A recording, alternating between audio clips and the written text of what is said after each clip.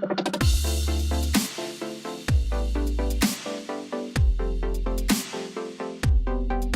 morning. You know what goes, y'all come back, eh?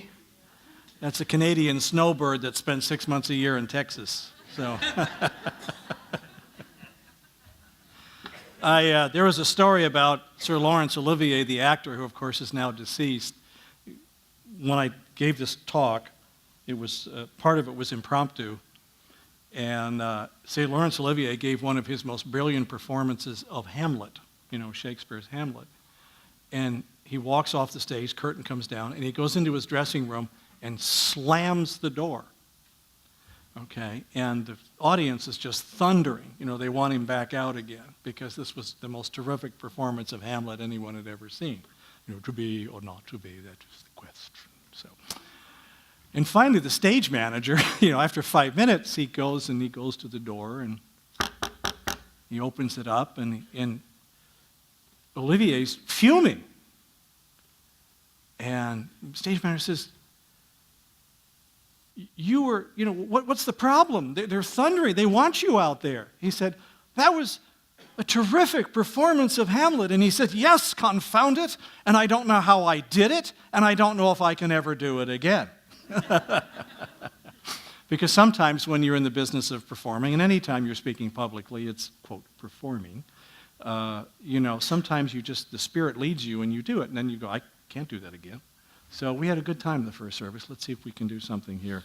The second one, Pastor Paul called me yesterday and said, can you speak? I said, I really wanted to talk about what he talked about last week.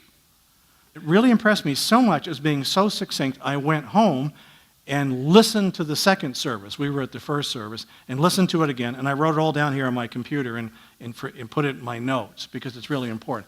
And I do want to do something at some time in the future if Pastor Paul lets me do it, and that will be on what happens when you grow up in legalistic churches and the burden that legalism does as it destroys grace. And if many of you have grown up in those churches, you know what I'm talking about, and how fear keeps people from leaving those churches. This is really very important, and why grace is such a wonderful thing, why it was for Martin Luther. But anyway, we have a friend of ours who's a mortician in Southern California, a very good believer. We've had a lot of good conversations, and I was down there for an engagement, and I stayed with Carol, and I stayed with him and his wife. They have a bizarre sense of humor. I kid you not. Because, I get my suit on, and you're looking spiffy. You got I think it was two-piece suit, blah, blah, blah. And I come out of the bedroom, and I'm looking great. He says, wow. He says, you look spiffy. You're good enough to put in the box. And I said, thank you, Dave. I think that's a compliment, I wanted to talk today. I've noticed in dealing with postmoderns that they have particular patterns of behaving. So before I start talking about this, why am I doing this? Because I'm sort of trying to be the bridge between the wonderful Bible teaching we get here and the worldview battles that are going out in the world. After I talked in the last service, there was one young girl who's being homeschooled who came up with a copy of Dave Noble's and Jeff Myers' book, Understanding the Times, and she was just thrilled with this book. I said, I am so thrilled you are reading that book, because it is the one thing that every high school student, every Christian high school student, needs to read before they start challenging high school and especially into college from Summit Ministries. It explains everything that we're in the middle of. But the reason I'm doing this today is that the worldview war that we have been in here in the West, and I'm going to wander a bit if you don't mind, since, if I get out of camera range, just go, you're out of range! Okay, and I'll come back in again. That the worldview war that we've been in the middle of here, probably since the early part of the 20th centuries, is now taking a new turn. And it's going to make special demands upon Christians. Before, you could go behind the walls of the church and say, oh, well, we're just going to preach the gospel. Now, a lot of times that was a cop-out on the part of pastors and church elders who didn't want to confront the worldview wars. But the cost of that cop-out was losing 60 to 80% of our youth alone to this worldview battle. Just gone to the faith, as Ken Ham would point out, all right? Because once the Bible was undermined, you can teach Bible, Bible, Bible, and it's good to do that, okay? The Word of God does not come back void. It's our foundation. But once some professor is able to undermine the Bible as being a source of truth, they just take the whole Bible, walk over to the trash can, and ka-chung, there it goes. That's it. Destroyed in one shot. Years of Bible teaching in churches. Because we've been sending kids into public schools and colleges and elsewhere unprepared. All of this is coming home to roost. There are now efforts out there to flip evangelical churches, fundamental churches, Bible churches, Pentecostal churches, which have been a bulwark of trying to maintain stability in Christianity, and to flip them away from their traditions and foundations into the new postmodern thought. It's an organized effort. It's well-funded in some cases. In a few ministries, Soros is providing the money. Radical leftist, neo-Marxist that he is. God bless him. I hope he gets saved. Don't hate my enemies. I pray for them. But that's why we're doing this today, because saying we're just going to teach the gospel anymore is not going to be adequate for any of us. I want to talk about society. It's better to light a candle because that's Candlelight's motto. It's been mine for a long time. It's just a coincidence. Better to light a candle than to curse the darkness. And heaven knows, you probably have seen your share of darkness. I have too. Depression has been a friend at times. But it's better to light a candle in the midst of it. And that's what we're called to do here. There are three legs of any society. There's politics and law, religion or worldview, and economics. No society in the world actually exists without them. If the religion of the society does not inform government, government will create a religion of its own and force it down on the churches. And that's the battle that we're seeing right now. We're in this critical transition point because when a worldview comes in, it goes through several stages. When Rabbi Daniel Lapin a couple of weeks ago, when I was talking with him, I don't know if you know who he is, he's a conservative Jewish rabbi, and he said, I call it secular fundamentalism. It's been underway since the early 1920s. It was very concerted. I'll show you where it came from in just a second, but it demands to be heard. That's the first thing. Then it demands to be equal. And then it finally demands to be exclusive. And we're now in this war. The Western sphere, the Western world, which was founded on Judeo-Christianity, and we went through the Renaissance period, we went through the Enlightenment, we went through the Reformation. The Reformation played a key role in transforming us into a free and prosperous Western society. Not only is it under attack, but it has been under attack for over 60 years in academia and in the media. So Western civilization right now is literally chewing out its own guts. And it's bizarre because you watch the people doing it using the benefits of Western society, freedom of speech, the prosperity we have, the technology we have, all of the things we've gained because of this change that started around the Reformation time. They're using that to condemn it. This is bizarre, but this is what all of postmodernism is all about. So we have these three legs. The glue is language. It's why a people must speak a common language or one or two languages. You can't get away with much more. Multiculturalism does not work. Why? Because a culture has a norm for behaving, what is right, what is wrong, and you can't have several of these existing in the same physical space simultaneously without severe friction and chaos. It's impossible. This is something you don't want. In countries where there are dual languages, I'm amazed that Switzerland has been able to hold itself together for as many centuries because there are 4 different languages in Switzerland: Romansh, German, French, and Italian. But somehow they've managed to do it. And each canton in Switzerland speaks a separate subdialect which the people in the next canton over cannot understand. But they've managed to hold a country together. But even in Canada, for example, you've had issues of dissension between the Anglophones and the Francophones. Those who speak French, etc. So this is what it is, and you cannot separate them. This is important to keep in your mind. Sometimes when I speak in churches, people go, well, this isn't religious stuff. Well, yeah, it is.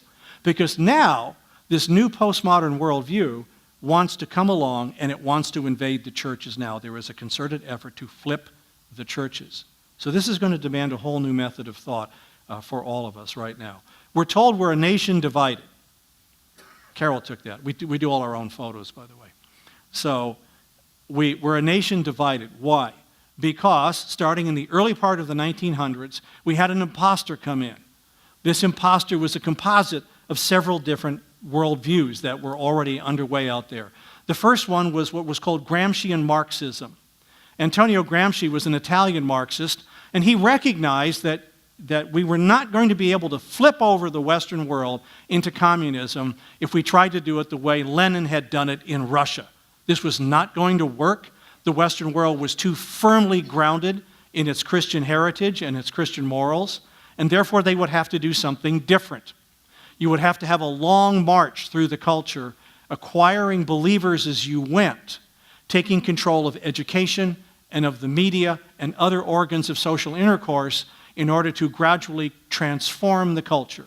Whenever you hear somebody use the word transformation, you're listening to a Gramscian Marxist. There are three stages: traditional, transitional, and transformational. Three stages in that form of Marxism that exists out there. He was the first source. The second were the humanists that came on the scene. They were fellow travelers. One of the predominant ones was President Woodrow Wilson, who didn't like our Constitution, thought we needed to trash it and bring in a new Constitution. He did not like free markets. He believed that we needed to have sort of an oligarchic, planned type of economy, etc. These were the early humanists, Humanist Manifesto 1, one of whom was John Dewey. He's known as being the father of modern public education. John Dewey went to the Soviet Union to find out. He was thrilled with Stalin's experiment there. And he went to the Soviet Union to find out how they indoctrinate their children in the dialectical ideas of dialectical materialism, otherwise known as Marxism, atheistic Marxism. All right? And Alice Bailey. Alice Bailey is one that you may or may not know very well. She was the successor to Helena Petrovna Blavatsky, an occultist. Alice Bailey did far more than Blavatsky. She passed away in, I believe, 1948-49. She came up with a series of books that she channeled from a demon spirit named Jwal Khul. She called him her ascended Tibetan master. And this thing called The Plan for the Conversion of Western Society exists today. Unless you think she was some sort of a New Age kook, the company she founded was originally called Lucifer Publishing Company. That's a clue, okay, as to where they started. Today, that company is called Lucis Trust. It's a major non-governmental organization at the United Nations. And if you look, most of her ideas in what was called the Plan, you can get these little booklets, and the one on education is very revealing. You have been implemented in American public education today. So going through the 20s and 30s, these fellow travelers gained steam in the area of academia. By the 1940s, they had control of the teachers' colleges. Now, it's not a conspiracy. It's like an ongoing evangelization, trying to find fellow believers as you went. By the 50s, you began to see the shift in public education, where they would refer to traditional teachers as defective teachers. They were not the transitional, transformational teachers who were going to transform society. It's like President Obama said, we need to transform the country. Well, really? What are we transforming from? And you better ask where you're transforming to before you get there, right? But he was using that dialectical language. As a matter of fact, the day that the president was giving his speech, I called it I Am Apollo speech at Mile High Stadium in Denver, Colorado. We were there in Colorado for that speech. I didn't bother to go. I had my press credentials, but Carol and I didn't bother to go. We watched it from her parents' house. And as he was speaking, I said, do you notice this? He's doing the dialectical process that change agents and Alinskyites use. You could actually predict what he was going to do, because I knew that he had learned the Alinsky method. He liked the Alinsky method. He taught it when he was a community organizer in Chicago. It's nothing but rehash Marxism, okay? And so these were the legs: the Alice Bailey, John Dewey, Woodrow Wilson and the Humanists, Antonio Gramsci, Humanist Manifesto 1 with Woodrow Wilson and all the ones who signed it. And that is why we have an imposter worldview, largely based on the very same ideas that staged the French Revolution, hostile to Christianity, hostile to Western civilization, hostile to free markets, great in favor of socialism, in favor of oligarchic or some kind of top-down management of society to achieve some kind of a utopia. This is why we are a divided nation today.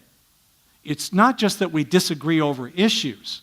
At one time, 50 years ago, Democrats and Republicans could agree that we agreed what the country was, what the Constitution was, what our foundation was, what Christianity was all about. We would just disagree over certain issues. That is all changed now because I'll call them the progressive Marxists, started in the 50s to invade the Democratic Party. And that was the first party to take it over. They took over. So today, it's very hard for people to understand the difference between a liberal, a classic blue dog liberal, I grew up in that kind of a family, all right, versus a progressive. A real hardcore progressive is a neo-Marxist. You've got to understand that, with big dollops of occultism thrown in and a few other things. That's why we're a divided country, and it's now invading the church. That's the important part. So why is it we are in this division? So we have two radically different groups. They start with two different radically different worldviews, two different thought processes. One uses logic and traditional thinking. The other uses consensus, relative thinking. I'll explain that in a second. They arrive at two different conclusions. We have no common ground, and they just don't understand why the other side doesn't get it. Okay? And that's why they're like this all the time. Okay? Because they have been trained differently. And you can benchmark when the changes actually happened in American education.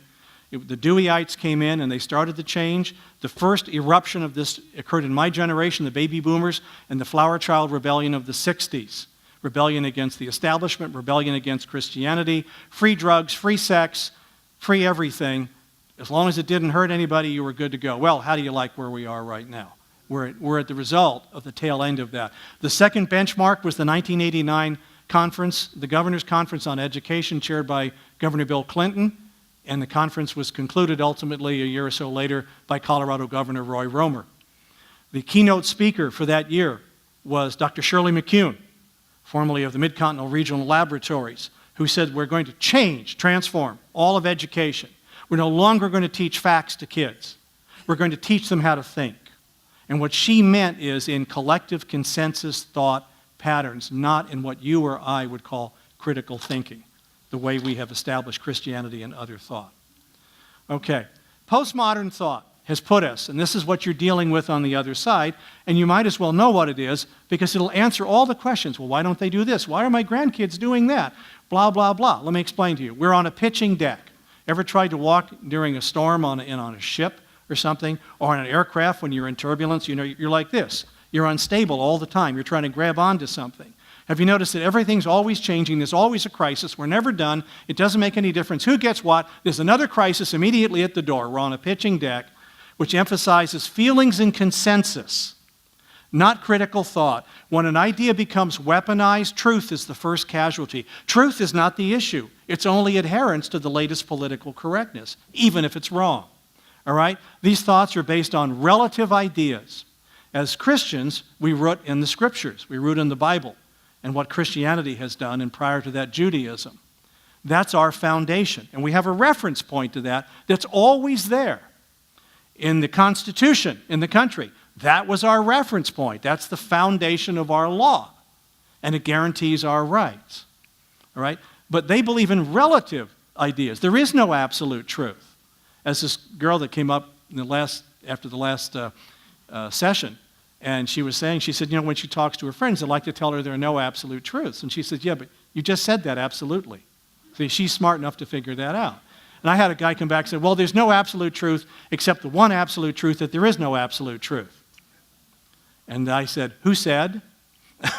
Where do you get that? What do you? And they're not. They're picking it out of the air like this. And so everything that they're doing keeps moving into different relative positions from moment to moment and time to time. That's why we're on this constantly changing deck. All right? That's the next part of it. It's constantly changing. Have you noticed even in the area of politics, everything's always changing. We have this crisis, blah, blah, blah, blah, blah. All of a sudden we move on to the next crisis, and it never stops. It's constantly changing. Even the morality that is changing. Do you realize that virtually everything today that the politically correct crowd are preaching to us, they preached just the opposite of that 50 years ago? Everything's flipped. We're calling good evil, evil good, dark light, light dark, and we know from the Scriptures that's a no-no. God actually puts a woe on top of it. Why? Because it disorients everybody, and we can't live like that. And the one that's really important is compartmentalized ideas. This will explain a lot. Pastor Paul invited me to go to lunch 20 years ago. You say free food, I'll be there. Okay? And he said, you know, John, I'm trying to understand this. And it's not because Pastor Paul's dumb. It's because he's busy pastoring and I'm busy following these issues. And he said, I'm not sure why our Bible teaching for the youth groups isn't working. He said, we're teaching them scriptures on Sunday, but on Monday you'd never know that. They're shacking up with their girlfriends, they're, using drugs, they're doing whatever it is they're doing. I said, I don't understand this. So he went on for a while and to explain to me what he was saying. And I said, okay, Paul, here's your problem. Let me see if I can explain this to you. Your problem is not with what you're teaching in the Bible classes to the youth. Your problem is how the youth are being taught to think in the public school system. And then I explained it to him. And I said the most important factor of this is what I call compartmentalization. And so what I mean by that is, okay, over here is my Bible compartment. Over here is my sex life compartment. Over here is my drug and social life. Over here is my online life. Here's my at-school life. Here's what I do with my parents. And I can have contradictions, because there's no absolute truth, remember? I can have contradictions in all of these categories, and the only unpardonable sin is to open a valve between the compartments so that the contradictions become visible. And as I was talking, I could see it on Pastor Paul's face. He goes, you're describing the kids. I said, yeah. Okay. I'd only discovered that a few years ago. Christmas weekend on my radio show, we reran a panel discussion we did at KWGN-TV and Channel 2 in Denver back in 1994. I had 4 panelists, all telling where education was going to go. And that was based on what was happening in the governor's conference and all of the new programs that were coming in. And back at the time, even teachers were saying, oh, you're badly uninformed, you don't know what you're talking about. I was stunned listening to this again after 25 years. They knew exactly where we were headed. So this compartmentalization is really important. And it's why they get so upset when you begin to punch through that. In other words, if you talk to a postmodern person, and it's not their fault, this is the way they've been taught to think. If you start to punch into their ideas with logic and reason, they get really agitated. You'll see this early on. And they either run away or they have a boom response. Now, the runaway happened here one night. This was a few years back. Pastor Paul was talking. I think it was a Wednesday night. I was going to speak, so I'm standing here looking holy. That's what you're supposed to do in church, right? And it's not that funny. Oh, ye of so little faith. And Pastor Paul was talking about the importance of upholding the right to bear arms, which we just saw, by the way, in a church in Fort Worth, Texas. Okay? Why this is important. Because if you can't assure that there are no weapons in the country, then the only way to stop force is with force. That's it. Okay? And people say, well, we're just going to ban all the weapons. Good. You're going to build a wall along the southern border? Because do you think the narcos, for 1 second, aren't going to open up a branch office of illegal weapons trafficking along with the drugs? You're crazy. Okay? But this doctor gets up, and he must have been at the medical center, and he said he's opposed to that. Guns are doing horrible things. He sees the damage in the ER that they do. I agree. We have a problem, but we don't have a gun problem or a knife problem, which they had in Australia when they banned guns. We have a moral problem. Okay? Why is it? My father-in-law just passed away last year at the age of 98, used to ride a horse to a one-room school in western Colorado with a .22 rifle in the saddle holster, as did all of his friends. They weren't shooting each other. Why? Because we had a different moral base to the country. But anyway, I'm standing here, and this doctor gets up, and he objects to what Pastor Paul is saying. And Paul was dealing with it. He did okay. I'm sitting here thinking, invite him down, bring him down here. If we do, but we were going to do something else that night, so we didn't. And so this doctor made his point and whoop, goes right out the back door. And I've seen this over and over again. And I keep wondering, why do they run away from the sound of battle?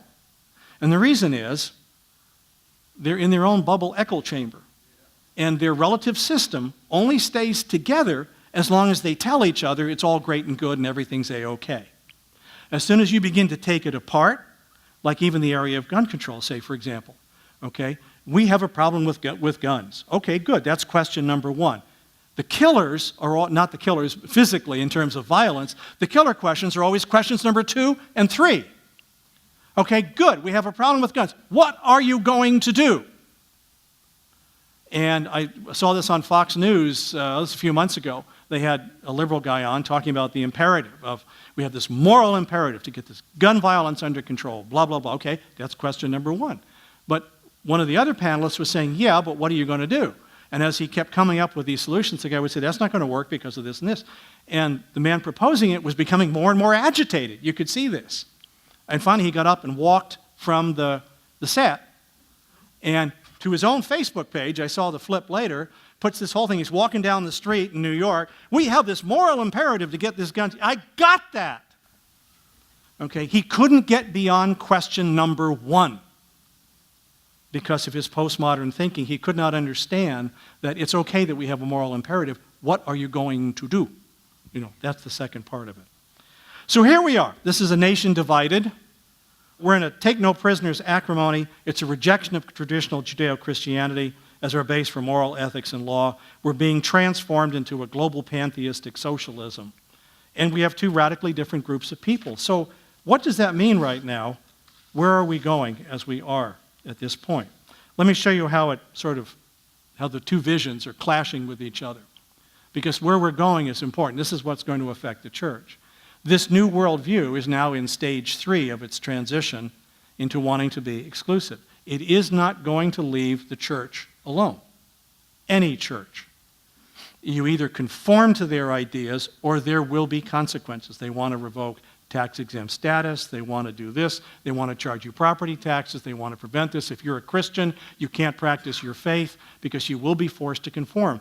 Doctors and healthcare workers are really concerned, especially in Canada, Christian doctors and nurses, because they're just on the edge of being forced to actually do assisted suicide, be forced into doing that, or abortions or other things they consider to be immoral. The days of being a milquetoast Christian are over. And being a Christian will demand something of you. Okay, let's look at our vision of humanity based on Judeo-Christian thought and history. Okay, that's what we have here in this country. We came from a Judeo-Christian society. We got to freedom over about 1,000 years, starting with the thought of some of the Greek philosophers and Thomas Aquinas, a Catholic theologian in the Middle Ages, went through the Renaissance. Then especially the Reformation played a major role in establishing the value of individual human beings. The Renaissance and the Enlightenment laid the groundwork for the freedoms that we established, especially in the Anglosphere, that we have enjoyed. Vision number 2, based on secular humanism, Rabbi Daniel Lapin calls it secular fundamentalism. It believes that human rights are given by the state. Let's look at that, rights of man. Or the Vision 1, we base it on the original 1787 Constitution as amended, founded in natural rights of the Declaration of Independence. Remember that? Jefferson.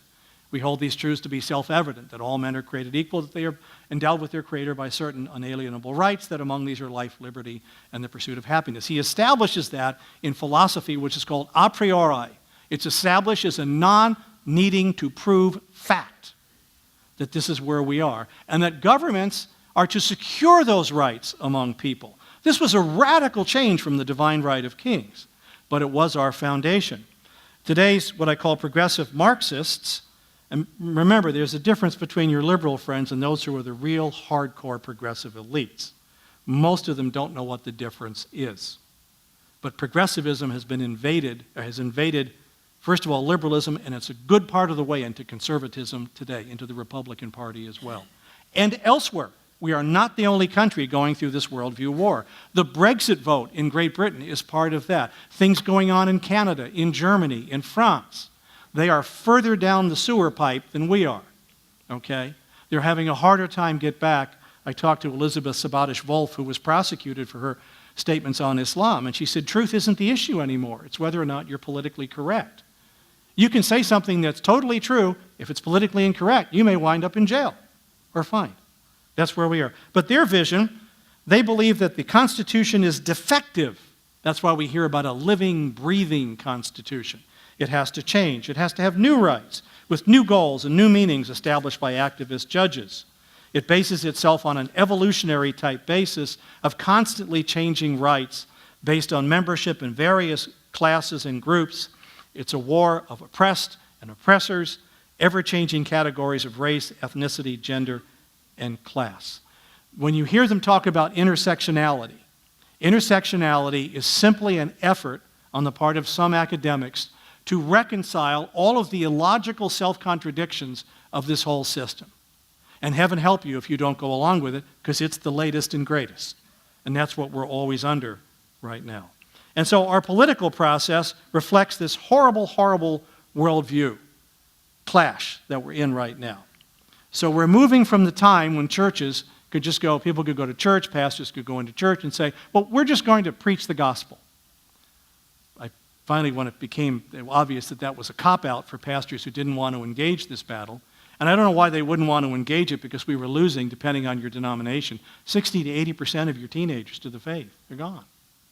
Because we don't teach them how to fight this worldview battle that we're in, or what it's all about. But that's where they would say, we're just going to teach the gospel. And I would say, well, why bother? They're not going to use it. You know, the gospel is a call to action. Our mission statement's always been the same. Go and make disciples. Right? Teaching them to observe all the things I've commanded you, baptizing in the name of the Father, the Son, and the Holy Spirit. And behold, I've been with you all days, even to the end of the world. Which, given the way things are going, one could hope might come quickly, you know. The mission statement has never changed. But, according to the new rules, that's intolerance. That's hate. That's hate speech. When you say that one belief is better than another belief, when one society is better than another. You have to recognize that in all of the things that they have been preaching at us for the last 50 years, the vicious assault that's gone on against Christianity in academia, you should see the number of attacks on Christian churches in Europe going on. Not only is there a rise of virulent anti-Semitism, but attacks and destructions of Christian churches that are going on right now. In this 50-year assault, it's now reaching a peak. And these toxic ideas have come home. And what happens is our media are no longer a source, and I've been in media, about 2/3 of my career for the last 54 years has been in news talk. And they are no longer purveyors of news. They're no longer professional journalists. They are purveyors of narratives. Do you realize, if we talk about these relative values, and I now want to talk about the good news about being a candle, but if these relative values, I've been watching the circus in the House of Representatives. And remember, this is just one little significance of what's going on in the entire Westersphere and the Anglosphere. Do you realize every principle contained in the Bill of Rights of protection of you and me that we would have if we were criminally accused, every protection that's built in there to keep error was violated by the House of Representatives during this witch hunt. Everybody knows it's a witch hunt. They said they were going to do this impeachment process before they had anything to impeach about. Okay? I'm sorry, this is not the way it's supposed to work. And what we're doing for the sake of short-term game and relative values, we are wrecking the whole system. We are literally, in the West, blowing out giant chunks of our foundation and hoping that our faith and our freedoms and governments will stand intact. They won't if we keep going along this way. And that's where we are right now. We are in this moment when all we can do is realize, okay, we're at a critical moment in our history. And this isn't a time for being negative. This is when we need to move. We need to do what we do. Because you are standing on a firm foundation. If you're standing on the Word of God, if you're standing on the foundations of the country, you're on a firm foundation. The other people are not. They're standing on squishy sand because it's always changing. And the only thing that holds it together for them is this glue where they tell each other that it's okay and it works and they're right and they're the enlightened group. But the problem is, because of that, they're not hearing the Word of God. They're not hearing salvation. They're becoming a danger to themselves. They don't even know it, and to the system. Because every socialist revolution in the history of the world, the transformation that the elites are always talking about, every socialist revolution devours its own children. Richard Vormbrand pointed that out after 14 years of being in prison in Romania under the Soviets. Okay? Every revolution, it even devoured some of the most devout Communist Party members. And so that's why we have to bear witness to the truth. We are at this point where we're either going to reform, and reforms are always necessary in every organization. They shouldn't frighten us, because the sin nature of mankind, no matter how good a foundation we had in this country, the foundation that got us our freedoms, our prosperities, the ability to practice our religion. We were able to abolish slavery, which many countries never succeeded in doing. We've dealt with many other critical issues. That's all on the table now. So we will either reform and go back to the foundation that we have stood upon, which is where you and I come in, or we're going to flip forward into what they think is a radical, transformational, utopian future. And in reality, it's the same old Marxist claptrap that we have heard for centuries now. It actually goes back to the French Revolution and the ideas of Jean-Jacques Rousseau.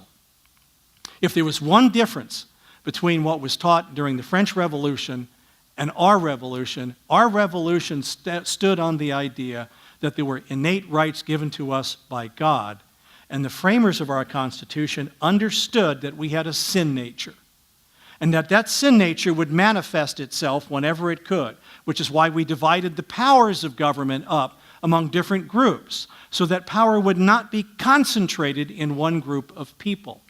The French Revolution started by getting rid of God and said we could just let the gentle citizen. This was Jean-Jacques Rousseau's idea. Now, Jean-Jacques Rousseau fathered anywhere between 7 and 9 kids, never raised a single one of them. He'd dump them off the door of the orphanage and went on to pursue his great vision.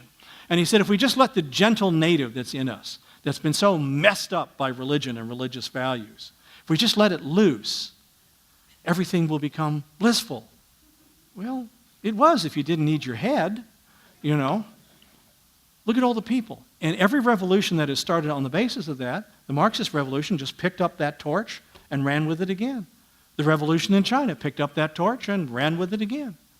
We have 130 million people who are dead. And when you hear these proposals coming from these people, it's the same claptrap. This is where we are. And it will not leave our church alone. Sooner or later, everybody in the workplace or in the public place, the public square, or even in the churches, what we can do or say will be under duress and challenge today. And we have to be willing to stand. Because the new totalitarianism, if it comes about, and maybe this is the end times, maybe this is the time for the Antichrist. We're moving into this globalist paradigm, maybe that's it. But either way, we have to stand for where truth is at every single point. And there are 2 methods of persecution: coercion and co-opting. Coercion is we penalize you, we throw you in jail, we fine you, we seize your property, we make you look like a social outcast. It's what's going on in China right now with their social credit score for Christians who are there. And co-opting, this is the process. There are a number of organizations and ministries. Do you see that conflict going on in Christianity today? The editorial that was controversial? I call it apostasy today. Okay. There is now a concerted effort to flip Bible-related churches, whether they're evangelical, Pentecostal, fundamental, to flip them away from our Christian roots and to accept the new paradigm rather than the biblical paradigm. It's organized and it's funded. The Catholic Church has been undergoing this since Vatican II. There's been a covert civil war, a polite civil war, that's been going on the very same terms. Traditional Roman Catholicism versus all of this new stuff, the social justice stuff, which is reclassified Marxism. Same old stuff, new label put on the top. They were calling it, it wasn't social justice, it was the Peace and Justice Commissions, and they tried to convert Latin America with it and look at the disaster that happened in Nicaragua and everything else. That war came to the surface in the Catholic Church after the election of Pope Francis, and it finally just blew it across the top and became virulent and very active. So the woke people are telling us they're woke up to what we are. I actually woke up to what they were about 20 years ago. And what has happened is large numbers of people are now saying, okay, stop. That's what's happening in Great Britain right now. Stop. We see where you're leading us. The real question is, where are we going to stand then? This is the important part as we close out today. The mission statement of the church never changes. Go therefore and make disciples of all nations, baptizing them in the name of the Father and of the Son and of the Holy Spirit. This is from Matthew 28. Teaching them to observe all that I have commanded you. Behold, I am with you always to the end of the age. Ephesians 6. Finally, be strong in the Lord and in the strength of his might. Put on the whole armor of God, that you may be able to stand against the schemes of the devil.